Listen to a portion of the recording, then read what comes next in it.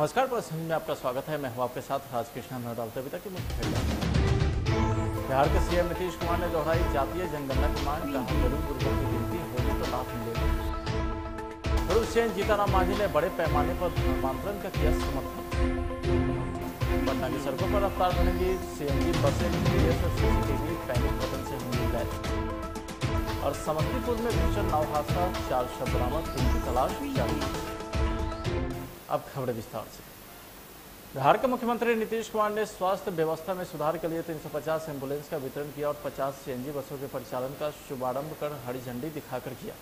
उन्होंने इस मौके पर कहा है कि लोगों को अस्पताल ले जाने में दिक्कत ना हो, इसके लिए मुख्यमंत्री ग्राम परिवहन योजना के तहत एम्बुलेंस दिए गए हैं। जल्दी 850 एम्बुलेंस और लाभुक को दिए जाएंगे। इसके साथ ही पटना शहर में प्रदूषण को कम करने के लिए सीएनजी बसों का परिचालन किया जा रहा है।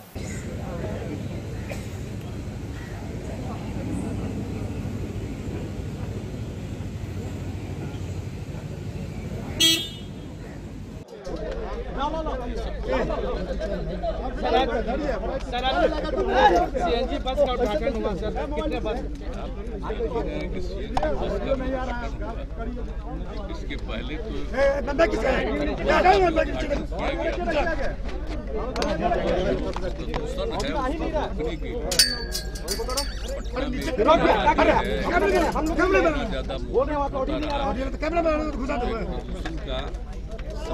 पता चला जा रहा था, ये काम किया गया है। इससे प्रदूषण नहीं हो सकता है और लोगों को सुविधा होगी। और हर प्रकार की सुविधा आप जानते हैं, पिछली बार भी बताया गया जो इलेक्ट्रिकल बस था और आज भी जो बस का बात किया गया है, इसमें भी हर तरह की सुविधा है। लोगों के बैठने की सुविधा है और लोगों के प्रोटेक्शन का भी पूरा का पूरा ख्याल रखा गया है। बाकी आप जानते हैं कि जिस तरह से लोगों को बीमारी के इलाज के लिए गांव से भेजना पड़े अस्पताल, उसमें काफ़ी दिक्कतें थी, कम था। अब उसी को ध्यान में रख करके आप देख रहे हैं कि हम लोगों ने जो तय किया है, पहले से जो योजना बनी हुई है, उसी में भी ये तय कर दिया कि हर एक ब्लॉक में 2 लोगों को दिया जाएगा। 2 लाख रुपए तक की मदद की जाएगी, 50% और अधिकतम 2 लाख रुपए तक की मदद की जाएगी एम्बुलेंस के लिए। तो उसी हिसाब से आप देख रहे हैं कि इतने जल्दी 350 लोगों का हो गया और ये लक्ष्य है कि इस साल के अंत तक पूरा जो कुछ भी है हर एक प्रखंड में 2 का वो पूरा हो जाएगा। और 800 अभी कुछ दिन के बाद भी और होने वाला है। ये जैसा बताया गया है कि अक्टूबर महीने तक वो भी हो जाएगा। तो इस तरह से जो एम्बुलेंस की सुविधा हो जाएगी, जो देख रहे थे कि अभी जो कोरोना का दौर चला है तो उनको कहीं से भेजने में काफ़ी तरह की दिक्कतें आई थी। एक तो उसको भी देखते हुए, और कोरोना तो आज है, कल किसी भी प्रकार की बीमारी का कोई सामना करे तो उसको अस्पताल ले जाने में कोई दिक्कत नहीं हो, नंबर 1। और नंबर 2 दूसरी बात है कि जो एक्सीडेंट वगैरह होता है रोड्स पर, तो आप जानते ही हैं कि अब इतना ज़्यादा सड़क बन गया है, बहुत ही बड़ी बड़ी सड़कें बनी है, सब कुछ किया गया है, लेकिन फिर कहीं ना कहीं सड़कों पर दुर्घटनाएं होती हैं। और अगर कोई उस इलाके का आदमी दुर्घटना का पीड़ित है तो उसको तत्काल इलाज के लिए, उसके बचाव के लिए अस्पताल वगैरह में पहुंचाना है, तो अगर एम्बुलेंस नहीं होने पर तो दिक्कत होती है। एक सीमित समय रहता है, अगर उस बीच में इलाज शुरू हो जाए तो उनके बचने की संभावना रहती है। तो इसलिए इस बात का भी ध्यान, सिर्फ यही नहीं कि आज जो कोरोना की स्थिति में जो नौबत है या अन्य बीमारियों का भी, लेकिन साथ साथ एक्सीडेंट का भी कुछ मामला हो तो उसके लिए भी तो ये शुरू किया गया है ताकि ग्रामीण इलाकों में ये उपलब्ध रहे। इसी तरह से अन्य प्रकार से भी हम लोग कर रहे हैं। तो आज जो ये किया गया है आप जानते ही हैं, सब देखे ही हैं, बहुत अच्छी बात है। और पटना टाउन में अब जिस तरह से प्रदूषण को कम से कम करने के लिए, पर्यावरण के संरक्षण के लिए जो उपाय किया जा रहा है, तो आप देख ही रहे हैं, ये भी किया गया, इसलिए मुझे बड़ी खुशी। बिहार के सीएम नीतीश कुमार ने धर्मांतरण के मुद्दे व जातिगत जनगणना को लेकर के अपना बयान दिया है। उन्होंने फिर से एक बार समर्थन की बात कही है। उन्होंने मामले को लेकर के केंद्र सरकार से गुजारिश की है कि वह इस मुद्दे पर गंभीरता से विचार करें। नीतीश कुमार ने जातिगत आधारित जनगणना को लेकर के कहा कि बिहार विधानमंडल ने पुनः बिहार विधानसभा ने सर्वसम्मति से इस आशय का प्रस्ताव पारित किया था और इसे केंद्र सरकार को भेजा भी गया था। जो बताता है कि बिहार सरकार शुरू से ही जातिगत आधारित जनगणना कराने को लेकर गंभीर रही है। फरवरी में और 2020 के भी फरवरी में हाउस से हम लोगों ने सर्वसम्मति से प्रस्ताव पारित किया है कि जनगणना जाति आधारित होनी चाहिए। और इसके बारे में तो बराबर आप जानते हैं कि हम लोगों का जो विचार है वो आप जानते हैं 90 से ये दिमाग में बात आई और उसके बारे में हम कई बार बता चुके हैं। लेकिन यहाँ पर भी हाउस के अंदर भी इस बातों को रखे 2019 में भी और 2020 में भी, तो वहाँ से भी हम लोगों ने सर्वसम्मति से प्रस्ताव भेजा है। हम तो आग्रह करेंगे कि एक बार जरूर करना चाहिए। अब 10 के बाद कुछ दिन के बाद लोगों ने किया था कास्ट का सेंसस किया, तो उसका तो कोई मतलब आया नहीं, ठीक से हुआ नहीं। तो जो बन करके तैयार हुआ था 13 में, तो 13 के बाद तो कभी पब्लिश नहीं हुआ कि आखिर किस इलाके में किस जाति की कितनी संख्या है। एक बार जरूर होना चाहिए कास्ट बेस्ड सेंसस, ताकि मालूम हो जाए और जो गरीब गुरबा तबके के लोग हैं, SC ST के अलावे बाकी जो लोग हैं, उनको भी इसका लाभ मिलेगा और पता चल जाएगा कि सही मायने में इनकी संख्या कितनी। और जब संख्या का पता चलेगा तो आप उनके उद्धार के लिए भी, उनको विकसित करने के लिए काम करेंगे। तो मैं तो पुनः अनुरोध करूंगा कि भाई हम लोगों का है और उधर जो पार्लियामेंट में ये बताया गया कि नहीं हो पाएगा, तो हम लोग तो आग्रह करेंगे कि इस पर जरूर गौर करिए। और हम पहले भी न सिर्फ यहाँ से प्रस्ताव गया है, हमने बातचीत भी की थी। तो हम लोगों की तो इच्छा है भाई कि होना चाहिए और उस सब के हित में। सर एक सवाल है, दैनिक भास्कर के दफ्तर में देखिए, इसके लिए तो पूरी कार्रवाई हो रही है और आप जानते हैं कि किस तरह से इसका जांच किया और जांच करने के बाद जो सरकारी कर्मचारी अफसर हैं, उनकी भी कोई भूमिका अगर गड़बड़ दिखाई गई तो उस पर भी कार्रवाई हो रही है। तो पूरी की पूरी कोशिश सरकार की तरफ से और डिपार्टमेंट की तरफ से और बाकी सब कुछ का पुलिस और अन्य विभागों की तरफ से भी इसके मामले में पूरे तौर पर देखभाल किया जा रहा है। वैसे तो हम बराबर कहते हैं कि आप चाहे कुछ भी करिए, कुछ न कुछ तो गड़बड़ करता ही है। आप चाहे कितना भी अच्छा काम कर दीजिए, दुनिया भर को देख लीजिए, तो कुछ लोगों की तो मानसिकता गड़बड़ होती है। लेकिन इसके लिए पूरा प्रयास करना चाहिए कि इसका समाधान हो, कम से कम गड़बड़ी हो सके। वैसे तो गड़बड़ी होने नहीं देना है, हम लोग का तो लक्ष्य यही है कि कोई प्रकार की गड़बड़ी नहीं होनी चाहिए। हाँ नहीं, वो देखिए एक एक चीज पर पूरे तौर पर नजर रखा हुआ है लोगों का, और लोग रिपोर्ट करते हैं रेगुलरली। सारे जगह के DM और SP या सीनियर SP ये लोग भी एक एक चीज को देख रहे हैं। और खास करके जिन इलाकों में आप जानते हैं कि सबसे ज्यादा वहाँ से निकलता है बालू, तो उस सब चीज़ों को भी लोग देख रहे हैं और कहीं कोई गड़बड़ी कर रहा है तो उसको डिटेक्ट करने की कोशिश कर रहे हैं और उस पर एक्शन भी कर रहे हैं और सबको कब्जा में रख करके, और जो सरकार के जो डिपार्टमेंट के नियंत्रण में है उसके माध्यम से जो जहां इसकी उपयोगिता है लोगों को इसको प्रोवाइड करने की भी कोशिश करने में लगे हुए हैं। तो इसके बारे में तो एक मीटिंग हुई है और सब लोग इस काम को कर रहे हैं। तो इतना तो हम जरूर कहेंगे कि देखिए भाई, गड़बड़ नहीं करना चाहिए और ठीक से काम करना चाहिए। कोई भी चीज़ है, किसी भी चीज़ को गड़बड़ी करने पर तो पूरे तौर पर कोशिश कर रहा है। और अगर सरकारी तंत्र में भी कोई गड़बड़ है तो उनको भी छोड़ा जाता है। अभी कुछ लोगों को पता चला तो उनके ऊपर पूरा पूछताछ हो रहा है, सब कुछ कार्रवाई हो रही है। जो जरूरी बात होगी वो यहाँ के उस पर जो एक्शन। बिहार की सत्ता में बीजेपी के साझेदार जीतनराम मांझी हर रोज बीजेपी का विरोध कर रहे हैं। जीतनराम मांझी ने अब गया में बड़े पैमाने पर धर्मांतरण का समर्थन कर दिया है। मांझी ने कहा है कि किसी को भी धर्म बदलने की छूट है। जो इसका विरोध कर रहे हैं वे गलत है। गौरतलब है कि बीजेपी समेत RSS और उसके सहयोगी संगठन धर्मांतरण का विरोध कर रहे हैं। धर्म परिवर्तन से क्या हिंदुस्तान के सॉवरेनिटी पर कोई खतरा है, हम ये प्रश्न करना चाहते हैं। जहाँ जिसको मन, चुकी है तो धर्मनिरपेक्ष राज्य है, देश है, यहाँ अपने मन के अनुसार धर्म पालन करना, धर्म प्रचार करना, ये सब स्वतंत्रता है।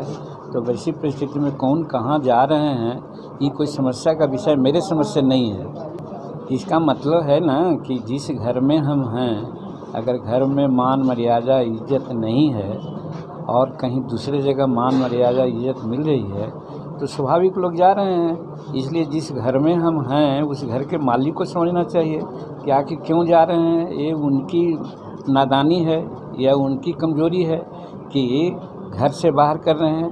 कहा गया कि रहमन असुआ नैन ढरी जिए दुख प्रकट करे, जाहि निकारो गेह ते कसन भेद कही, कहा जाता है। तो उसी प्रकार से यहाँ कर रहे हैं कि क्यों आखिर छोड़ के जा रहा है, हमको सोचना चाहिए।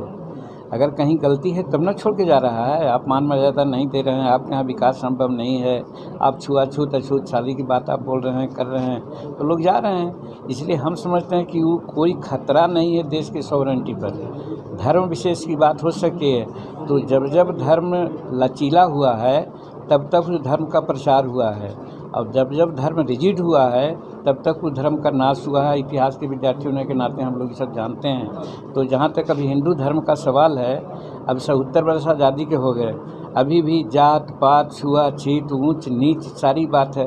अब बिहार का चीफ मिनिस्टर कोई मंदिर में जाता है और मंदिर धोवाता है, तो आखिर क्या है भाई? ऐसा वो मंदिर है, उस मंदिर में अगर ये जाना जाता तो वो आदमी जाता भी नहीं, वहाँ पर पेशाब करने के लिए भी नहीं जाता। लेकिन जब ऐसा कर रहा है लोग, तो आखिर क्या लोग सोचेगा। इसलिए जो धर्म के पुजारी हैं या धर्म के जो अपने को समझते हैं कि हम यह हैं, अपने में सुधार लाने का प्रयास करें, तभी धर्मांतरण रुकेगा। उनको प्रतिष्ठा नहीं मिल रही है, मान मर्यादा नहीं मिल रही है, विकास नहीं देख रहे हैं, तब न वैसा कर रहे हैं। आज झारखंड का उदाहरण हम लोग देते हैं। अभी पहले डिस्कस कर रहे थे कि जितना आदिवासी वहाँ जो धर्म परिवर्तन कर दिए, तो IAS IPS और सब गवर्नमेंट सर्विसेज में है, और जो हिंदू धर्म किया है वो बहुत कम है। तो कहने का मतलब कि वहाँ ज़्यादा सुविधा है, तब ऐसा किया है। आप भी हिंदू धर्म का अगर पुरोधा लोग हैं तो वैसे वैसे लोगों को उत्थान के लिए प्रयास कीजिए, ताकि उधर लोग ना जाए, आपके पास रह जाए। तो कमी तो यहाँ है, सुधारना चाहिए। सिर्फ कहने से नहीं होगा कि धर्मांतर करना बड़ी खराब बात हो रही है। इसलिए हम यही समझते हैं कि वही जाहि निकारो गेह ते कसन भेद कही। आप घर से निकाल दीजिएगा, बेइज्जत कर दीजिएगा, तो हम आपकी बात तो कभी करेंगे दूसरे जगह कि हाँ आपने ऐसा किया है।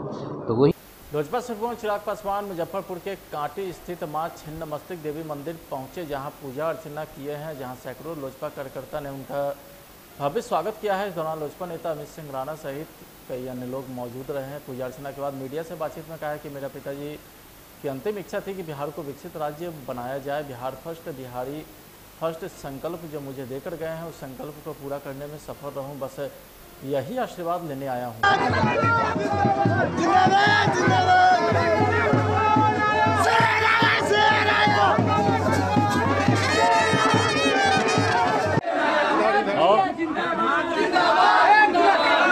बस माँ से आशीर्वाद लेने आया हूँ कि सारी मनोकामनाएं पूरी हों, और मेरे पिताजी की जो अंतिम इच्छा थी बिहार को विकसित राज्य बनाने की, बिहार फर्स्ट बिहारी फर्स्ट का संकल्प जो मुझे देकर गए हैं, उस संकल्प को पूरा करने में मैं सफल रहूं, बस यही आशीर्वाद मांगना है। चिराग जी, एक चीज केंद्र सरकार का दावा है कि कोरोना काल में ऑक्सीजन की कमी से लोगों की मृत्यु नहीं हुई है, क्या कहेंगे? देखिए, ये बात तो खैर अभी जांच का विषय होना चाहिए, क्योंकि कई जानकारी में है हम लोग के, कई ऐसे डॉक्टर्स हैं, कई ऐसे अस्पताल हैं जो सामने आए और खुलकर उन्होंने कहा था कि ऑक्सीजन की कितनी कमी है। हम लोग खुद इस बात की हम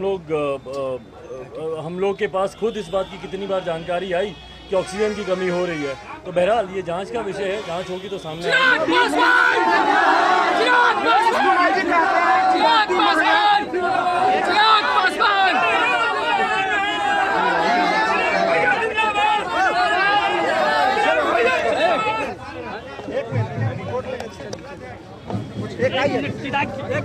नीतीश कुमार जी कहते हैं कि महंगाई पर अभी सोच रहे हैं, क्या कहेंगे? वो सोचते ही रहेंगे, 15 साल हो गए उनको सोचते हुए, उनकी सोच बुरी होना असंभव है। क्या लगता है चिराग जी, परिवार और पार्टी एक होगी कि नहीं? चिराग जी, बिहार आगे बढ़ाने का लक्ष्य मुजफ्फरपुर शहर के जुब्बा सानी ऑडिटोरियम में मेयर के अविश्वास प्रस्ताव को लेकर पार्षद की बैठक हुई है। कुल 41 पार्षद में से 39 ने अपना मत दिया है। अविश्वास प्रस्ताव के बाद मेयर अपनी कुर्सी को नहीं बचा पाए, जिसे लेकर कड़ी सुरक्षा का इंतजाम भी देखने को मिला। SDO east Kundan Kumar, DSP town Ramnaresh Paswan सहित कई थाने की पुलिस बल मौजूद रही। नगर आयुक्त की मौजूदगी में निगम के महापौर पद को लेकर बैठक की गई। नगर निगम वार्ड 3 के पार्षद राकेश कुमार पिंटू बन सकते हैं मुजफ्फरपुर के मेयर। 41 पार्षद की उपस्थिति में 39 पार्षद ने ही वोटिंग में हिस्सा लिया था, जबकि 31 पार्षद मेयर के खिलाफ में वोट किए हैं। रेस में चल रहा है, क्या कुछ कहना है? पार्षदों की सहमति होगी तो हम जरूर इस उम्मीदवारी अपना करेंगे। और जरूर जीतेंगे। कितने पार्षद आपके खेमे में है अभी? सभी पार्षद में हमारे साथ है, सभी ने हमें बोला है कि आप खड़े होइए और आपको हम दिखाएंगे। मेयर जो है मेयर अनुपस्थित थे आज, उनके साथ कई पार्षद भी अनुपस्थित थे, मेयर भी अनुपस्थित थे आज। और मेयर आज अनुपस्थित थे, इस कारण से उपस्थित थे। परिचय अपना दीजिए।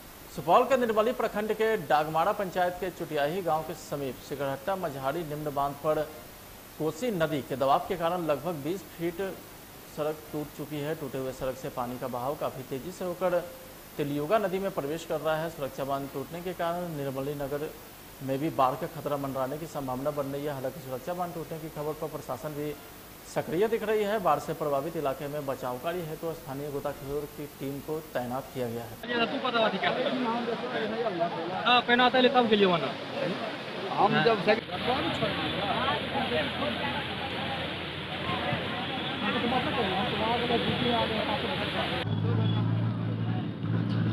जागरूक कीजिए थोड़ा। हाँ, ध्यान देंगे। सभी जितने हमारे युवा साथी हैं, सभी से आग्रह है कि सब अपना अपना जो है शांति बनाए रखें, शांति बनाए रहें और रास्ता को अवरुद्ध न करें। टूट गया है, क्या कैसे स्थिति है अभी? यहाँ पे S1 S2 स्पर के बीच में जो सिकरहट्टा मझारी सुरक्षा तटबंध है उसमें ब्रीच हुआ है। एक उसके पहले ग्रामीण तटबंध है उसमें ब्रीच परसों हुआ था, उसके कारण संभावना ऐसी है कि सीपेज के कारण ये ब्रीच हुआ है। अभी फिलहाल जो पानी है वो ड्रेन आउट होकर तिलयुगा नदी में जा रहा है।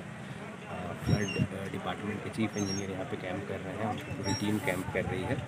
पहले जो हम लोग का ग्रामीण तटबंध है उसके ब्रीच को इसमें काम किया जा रहा है, इसको बंद करके तब हम लोग मेन जो तटबंध है उसको बंद करने का काम करेंगे। इतना ये जो ब्रिज हुआ है सर, इसमें किसी न किसी की लापरवाही हुई होगी, किसको लापरवाह मानते हैं? अभी हम लोग लापरवाही और ये सब जो है वो बात का विषय है। अभी फ़िलहाल प्रायोरिटी है कि तुरंत इसको जितनी जल्दी हो सके इस ब्रिज को बंद करें हम लोग, और आगे जो हम लोग का मेन तटबंध पे ब्रिज है उसको तुरंत बंद करें। इसमें प्राथमिकता पर हम लोग ध्यान दे रहे हैं। बट हाँ, अगर लापरवाही है तो इसमें विभाग को सूचित किया जाएगा, कार्रवाई की जाएगी।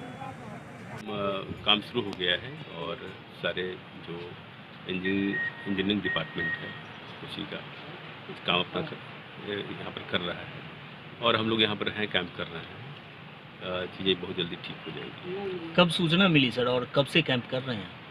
ये करीब 2:30 बजे सूचना मिली है, 2 बजे के आसपास ये ब्रीच हुआ है। इसी समय से NDRF और पुलिस की टीम यहाँ पर लगी। कहते हैं कि प्रेम में धोखा का कोई स्थान नहीं होता है, लेकिन अगर प्रेमी या प्रेमिका में से कोई एक अगर धोखा देने की सोचे तो दूसरा पीछे हटना नहीं चाहता।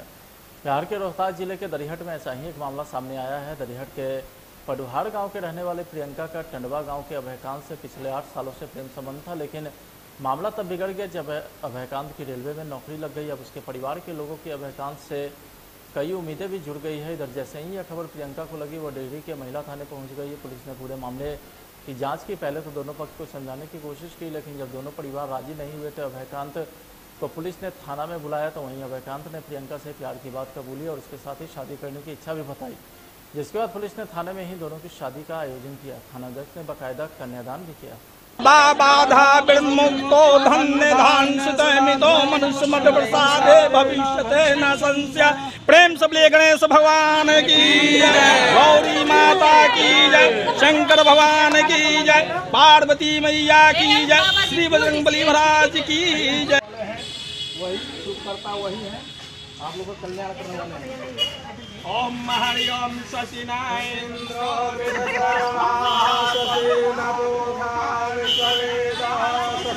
छात्रो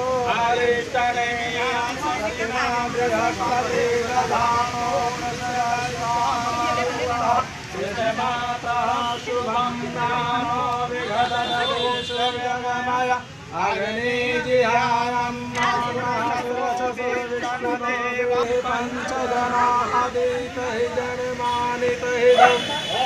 शांति पृथ्वी शांति शांति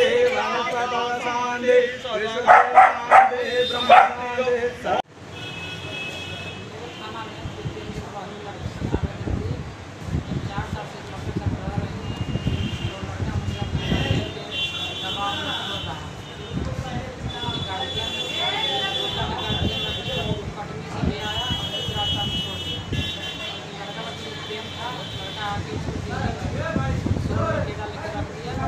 उसके बाद लड़की आई यहाँ आवेदन की, स्विच ऑफ करके लड़का लगता है कि वो हमसे दवा शादी कर मिला।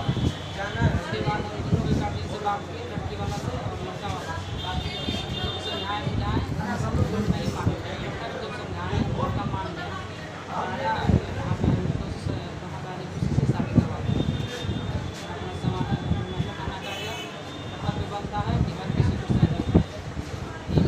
लड़का लड़की के माता पिता संतुष्ट हैं या नहीं?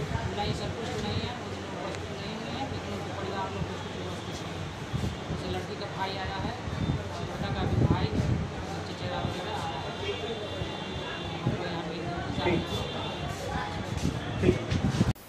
लाल आज की खबर में बताइए, आप देख रहे हैं प्रेस न्यूज़। नमस्कार।